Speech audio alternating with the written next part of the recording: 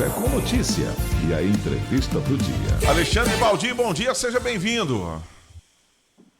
Bom dia, é um prazer estar com vocês. Muito obrigado pela oportunidade. Nós que agradecemos aí, até porque hoje é um dia especial, um contexto que está se afunilando.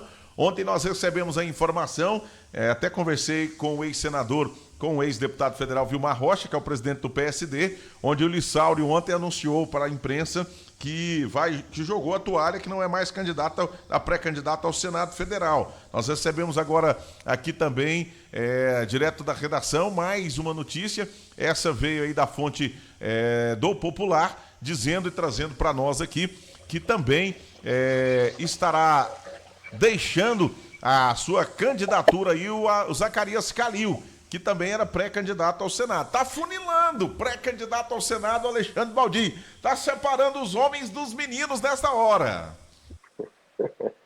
Fábio, realmente as avaliações de cada um dos pré-candidatos, mais uma vez eu te agradeço pela oportunidade, elas vêm nesse momento final das pré-candidaturas que são deflagradas e que aguardam as convenções partidárias que ocorrem de acordo com a lei, né, nos seus últimos dias, depois de amanhã, no dia 5 de agosto, e de fato aqueles que têm projeto planejado, projetos partidários ancorados vamos dizer assim, em apoiamento político partidário, com certeza esses estarão permanecendo. Aqueles que, obviamente, com todo respeito, com toda humildade, né, vieram a se apresentar com nomes fortes, nomes expressivos do ponto de vista político no Estado, mas que o planejamento com a candidatura majoritária, Fábio, sem dúvida alguma, ele é fundamental para que possa, de fato, encontrar esse apoiamento dentro do partido, possa encontrar apoiamento dentro de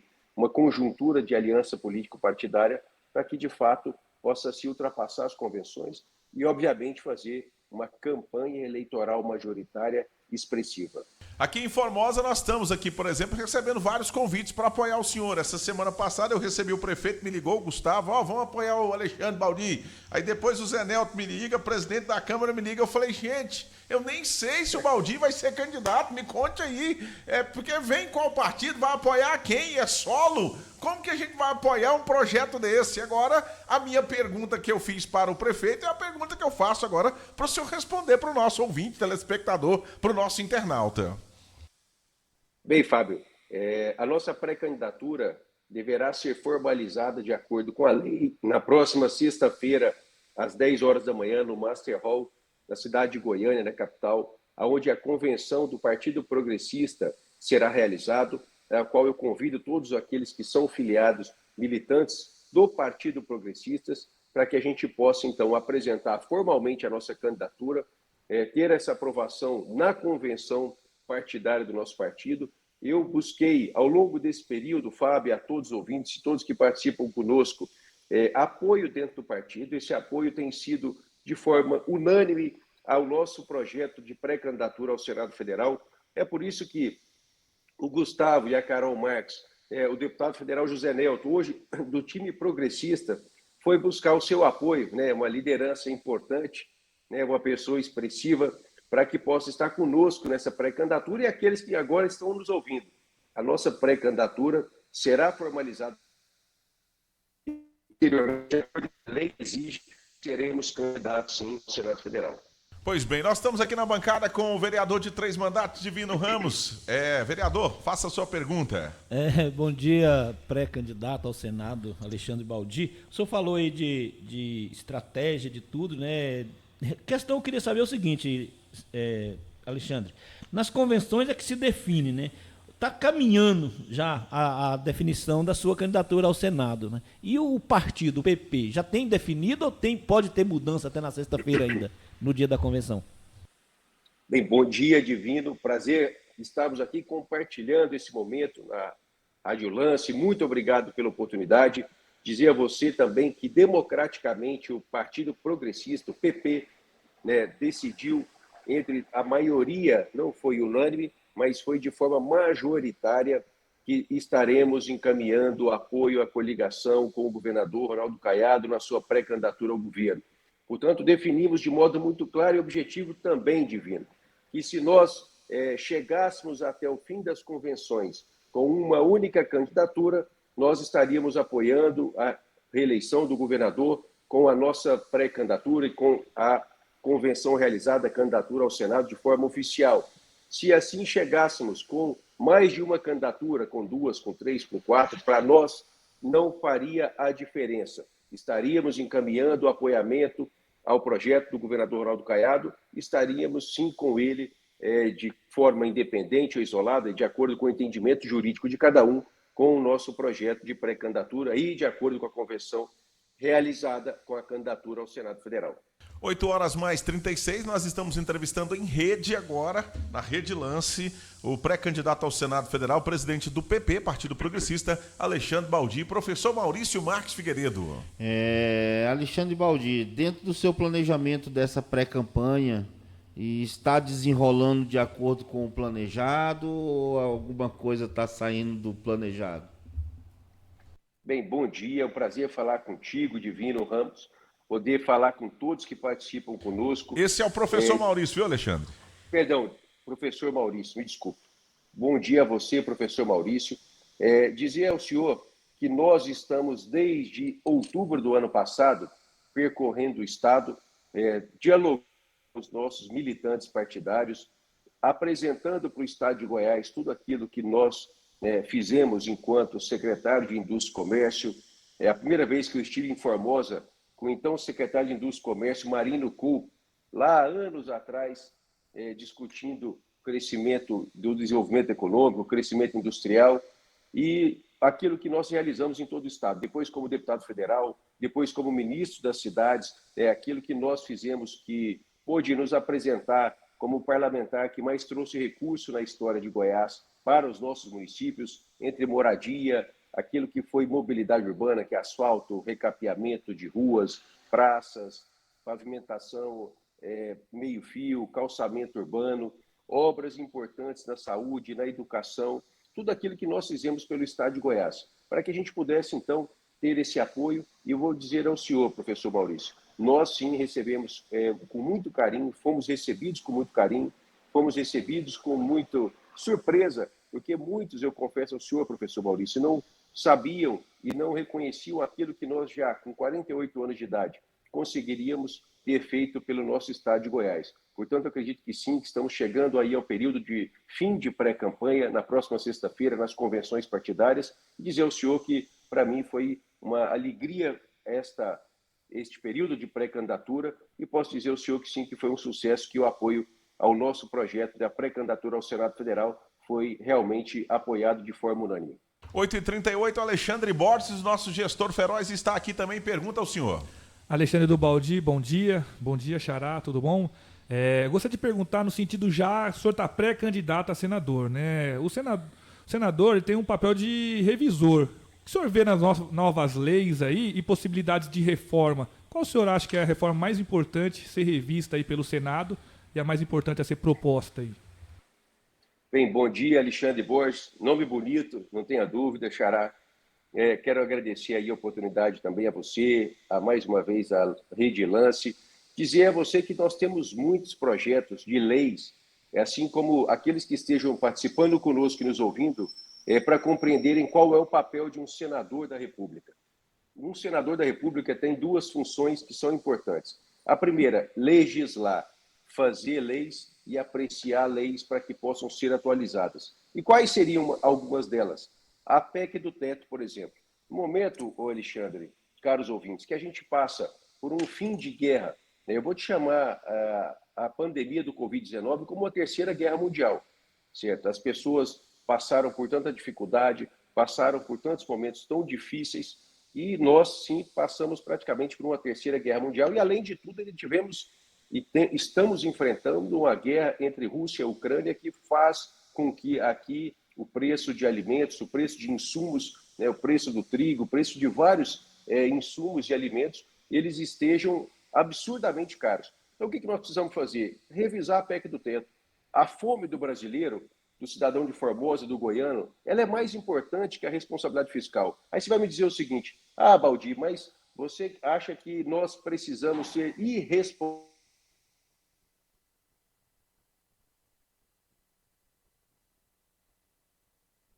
precisamos, Alexandre, nós precisamos, Carol, cuidar da fome. Aquele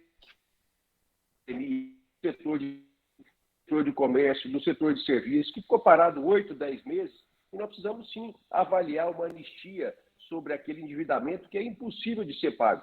Então, nós temos que sim avaliar uma lei que foi criada para que a gente pudesse corrigir a dívida fiscal brasileira, mas que nós jamais imaginaríamos que passaríamos por uma pandemia como a gente passou. Portanto, eu acho que essa é uma das mais importantes avaliações, que nós precisamos ter recursos para cuidar da fome do brasileiro, nós precisamos ter recursos para cuidar da moradia daquele que não possui uma casa para morar, nós precisamos cuidar, sim, de fazer uma lei que possa permitir que a gente invista naquilo que é importante para o cidadão.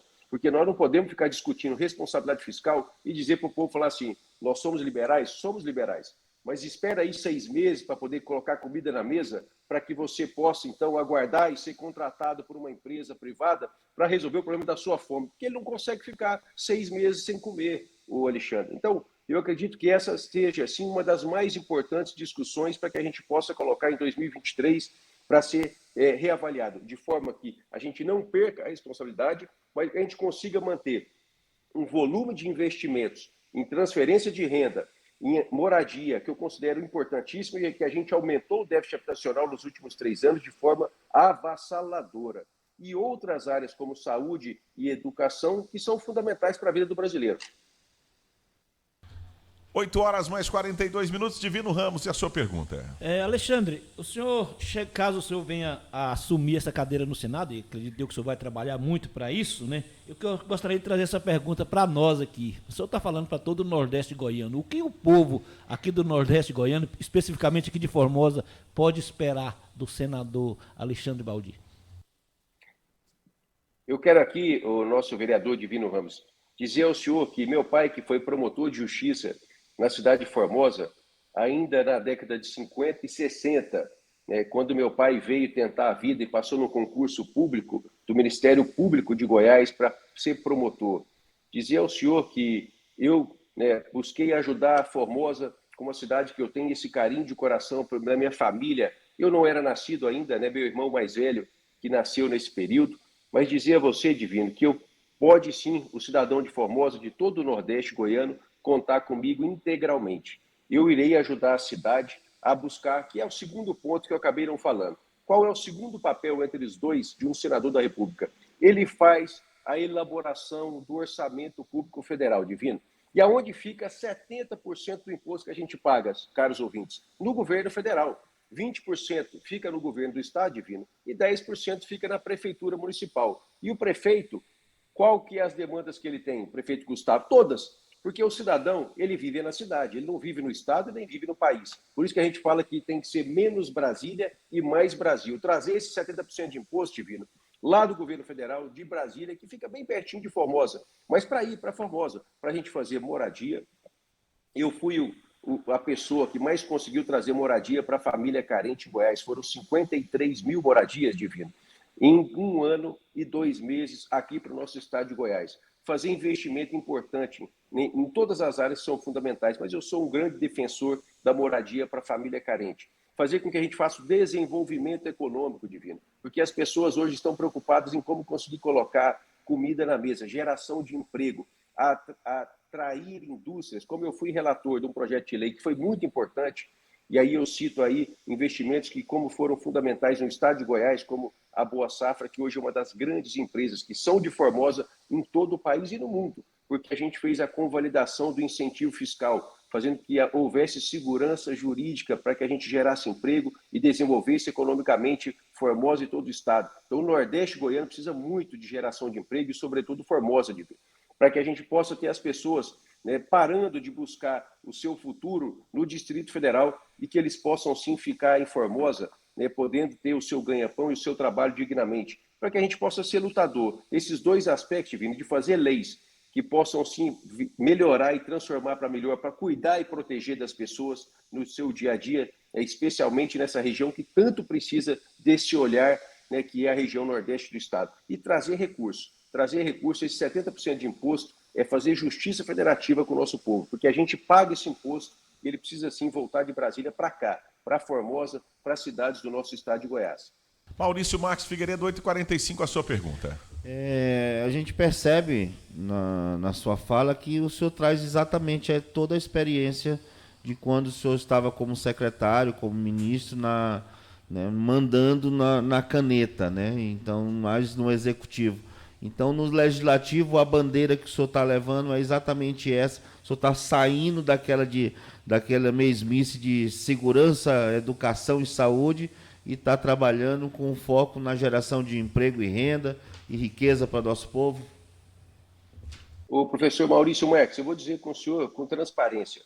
Aqui as pessoas, os ouvintes podem dizer assim, rapaz, mas como que esse caboclo, podendo se tornar aí senador da República, vai poder nos ajudar? Eu falei assim, pode sim ajudar e muito. Porque é isso, professor Maurício, o senhor citou um ponto que é básico, ter experiência e credibilidade para poder tocar para frente um assunto que é importante para a vida do povo. Quando eu falo de desenvolvimento econômico, professor Maurício, eu continuo sendo industrial, eu continuo com a minha indústria gerando, né, umas centenas e centenas de empregos diretamente e milhares de empregos indiretamente. Portanto, eu tenho sim, né, como eu disse, que fui relator de uma lei fundamental para o desenvolvimento econômico do nosso estado de Goiás, com uma convalidação do incentivo fiscal, para que a gente possa promover novas legislações, novas leis que possam dar esse impulsionamento para o nosso Estado. O senhor já imaginou, professor Maurício, a gente discutir com o Distrito Federal, como eu falei há poucos dias com o governador Ibanez, uma lei que possa permitir haver o compartilhamento de tributos entre Goiás e o Distrito Federal,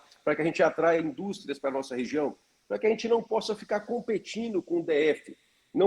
Não competiremos com a atração de novos investimentos, com novas indústrias. O DF ele tem uma vocação natural para o serviço, ele tem a maior renda per capita do Brasil, ele tem um setor de serviços forte, um funcionalismo público muito expressivo. Então, o que podemos levar e apresentar? Eu falei, governador Ibanez, vamos trazer para junto o senhor e o governador Caiado, para que a gente possa, assim, fazer uma lei que eu trazer uma indústria aqui para Goiás, nós compartilharemos essa tributação com o DF e o senhor não vai perder, não vai ficar uma guerra entre Goiás e Distrito Federal, e a gente desenvolve economicamente. E o problema desse cidadão goiano, que todo dia vai tentar a vida em Brasília, professor Maurício, ele vai poder parar, porque ele vai precisar menos de transporte público. Quando a gente fala de acabar uma obra numa rodovia como a BR, que dá acesso a Formosa, há quanto tempo ela está parada? Há quanto tempo o povo passa essa agonia? Então eu digo ao senhor o seguinte, o que é isso? É falta de força política, que a gente precisa estar junto lá com o deputado Zenel, ter um senador do lado dele para brigar para que a gente possa concluir uma obra daquela. Mas se a gente gerar emprego na cidade de Formosa, aqui em Goiás, nós teremos uma menor demanda para que as pessoas vão até Brasília todos os dias tentar a sua vida melhor. Por isso que é importante a gente ter essa experiência e credibilidade, para que a gente possa discutir com os atores políticos, e nesse caso são os dois governadores, porque quando eu fui ministro, professor Maurício Marques, eu mandei uma medida provisória para o Congresso Nacional para que a gente pudesse criar a região metropolitana do entorno. E o que isso permitiria? Permitiria o compartilhamento dos recursos federais, que são nossos. Nós pagamos esses impostos, nós como brasileiros, goianos e todos os estados do Brasil, que custeia a segurança pública do DF, que custeia a saúde pública do DF, que custeia a educação pública do DF, que poderia, sim,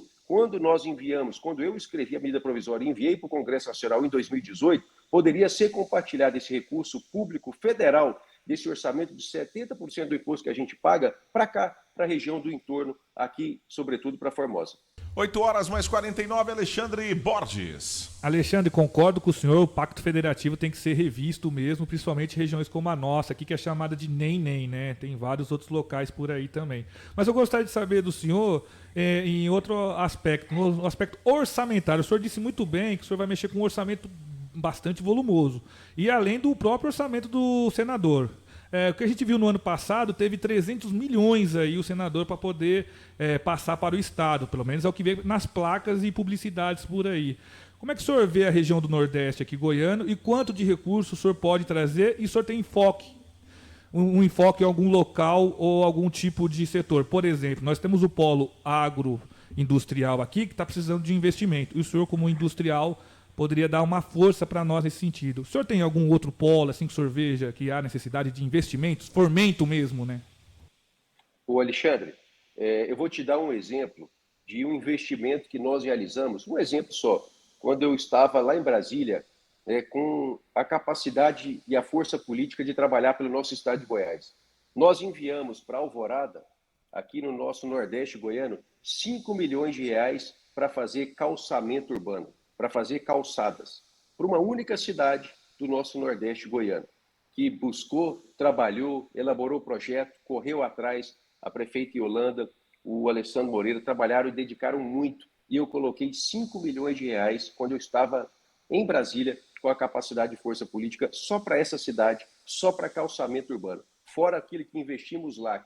E em todo o estado de Goiás foram mais de 4 mil quilômetros. 4 mil quilômetros de vias urbanas e rodovias que eu coloquei recurso público federal para que recebesse investimento aqui no nosso estado de Goiás. Foram 53 mil moradias, mais de 200 mil goianos que me permitiram 75 casas, todos os dias, enquanto eu fui ministro, serem entregues a sua chave para realizar o sonho das famílias. Quando nós falamos de polos industriais, né, quando eu fui secretário dos Comércio, Alexandre, eu inaugurei mais de 10 polos industriais, depois de anos e anos que não se havia investimentos em novos polos para desenvolvimento econômico. E hoje eu lhe falo, Alexandre, hoje eu te falo, caro ouvinte, não são só polos industriais que são necessários. Nós temos uma lei de avaliação que hoje a gente briga muito, como o meu irmão, que é secretário de Estado de Indústria e Comércio aqui em Goiás, para que ele possa ser colocado em vigor, que é uma lei do e-commerce, porque hoje a tecnologia ela nos permite um desenvolvimento econômico muito pujante. E Goiás precisa ter essa lei do e-commerce. Nós estamos falando aqui de Formosa, que é do ladinho de Brasília, que é um dos maiores poderes de consumo do Brasil, uma maior renda per capita do Brasil. Nós precisamos sim atrair empresas de logística e de distribuição, porque imagine só, uma empresa que cedia-se no Polo de Desenvolvimento Econômico e Industrial de Formosa, ela pode fornecer para Brasília, que é a maior cidade aqui da região centro-oeste do ponto de vista de poder, de consumo, e pode fornecer para todo o Nordeste goiano e Nordeste brasileiro. Quer dizer, a gente tem que pensar em investimento em logística, que é investimento em infraestrutura, investimento em rodovias e vias urbanas, investimento em polos de desenvolvimento econômico, que não é só mais indústria, mas ele é também, do ponto de vista tecnológico, aproveitando a tecnologia para que a gente possa ter emprego gerado e ter desenvolvimento econômico de fato acontecendo, e de fato que a gente possa fazer com que o nosso Estado, que tem uma localização estratégica no Brasil, que ele possa fazer isso, fazer a riqueza gerada para o nosso povo. Então, de fato, Alexandre, nós temos muitos pontos que eu quero sim discutir. E agora, essa lei do e-commerce, ela é fundamental para Goiás. Hoje ela está sendo discutida para que ela possa ser implementada e, de fato, a gente tem que fazer isso, inclusive com incentivos que a gente pode se discutir no Congresso Nacional, para que a gente consiga trazer para cá empresas grandes brasileiras, como Casas Bahia, como Ponto Frio, como Magazine Luiza, mas empresas grandes aqui da região, como Novo Mundo, que nós ajudamos muito que ela pudesse crescer para fora de Goiás. Agora nós queremos que elas cresçam aqui dentro de Goiás, gerem empregos aqui dentro das nossas cidades, sobretudo no Nordeste goiano, e Formosa, que tem aqui como vizinho a maior região que tem capacidade e poder de consumo do Centro-Oeste. Pois bem, 8h53, eu quero agradecer aqui o pessoal do núcleo lá da sua pré-campanha, que daqui a partir de quinta-feira, sexta-feira, dia 5, será o núcleo de campanha, capitaneados lá pela Renata, que é sua assessora, agradecer a sua assessoria que colocou em contato, agradecer meu grande amigo jornalista Cardoso, de muitos anos também, que a gente acompanha, que propiciaram essa entrevista. E para finalizar, Alexandre, 8h54, Alexandre Baldi, presidente do PP estadual, pré-candidato ao Senado. A briga, pelo que me parece, olha que de política eu entendo, e posso falar sem falsa modéstia, que eu estou aqui nesse estado, tem 35 anos acompanhando aí, quase a sua idade. A briga, no meu ponto de vista aí, efetivando a sua campanha, vai ser com o delegado Valdir. E ambos do lado aí do governador. Como que vai ser a estratégia? Só um tiquinho, que também não dá para contar tudo. A partir do dia 5 para frente. Fábio Júnior, caro ouvinte, eu vou dizer a você que não teremos briga, Fábio Júnior. O que eu vou fazer a partir do dia 5, havendo a homologação, se Deus quiser, na convenção do nosso Partido Progressista, ao qual eu volto a reiterar aqui o convite, o nosso prefeito Gustavo da cidade de Formosa, a nossa primeira-dama Carol Marques, a todos que são militantes filiados do nosso Partido Progressista, o PP, para que a gente possa mostrar para cada um dos goianos, cada uma das goianas, a nossa capacidade de trabalho. Porque, o Fábio Júnior, um congressista, um deputado federal, um senador, ele tem que ter força política. Hoje, o nosso partido progressista, ele tem o presidente da Câmara dos Deputados, Arthur Lira, e foi o nosso partido que provocou a PEC agora das bondades, que foi aquela que aumentou o Auxílio Brasil, que vai elevar, que está elevando de R$ 400 para R$ 600 o poder de consumo para famílias que passaram e passam por dificuldades extremas. Foi o nosso Partido Progressista, Fábio Júnior, que trouxe para nós a redução do ICMS, para que o preço dos combustíveis, da gasolina, do óleo diesel, do etanol, abaixasse, fossem reduzidos. Esse é o poder político, o Fábio Júnior e caro ouvinte, que a gente quer, né, enquanto representante do Congresso Nacional, mostrar que a nossa experiência daquilo que nós já fizemos pelo Estado, pelo crescimento econômico, desenvolvimento industrial, pelo investimento privado, que possa aqui gerar emprego e renda, e associado, né, com a nossa força política e trabalho como legislador no Congresso Nacional, atuando para que a gente tenha orçamento público federal, desse 70% do imposto que a gente paga, que é caro, mas que venha para cá, para Formosa, para Goiás, é de fato aquilo que eu quero apresentar à população. Com todo respeito a todos os demais pré-candidatos, mas mostrar que eu tenho mais experiência, mostrar que a gente tem mais bagagem, mostrar que a gente tem mais realização e, sobretudo, Fábio Júnior, que a gente tem mais expectativa, porque o povo sonha, o povo tem esperança, e eu quero dizer a você que ele tem e precisa continuar tendo esperança, porque é na política que a gente consegue resolver os nossos grandes problemas. E eu quero sim fazer parte dessa história para dizer a cada um e a cada uma que será na política que eu quero ajudar sim que possamos resolver o problema de cada um e cada uma do nosso estado de Goiás como seu representante no Congresso Nacional.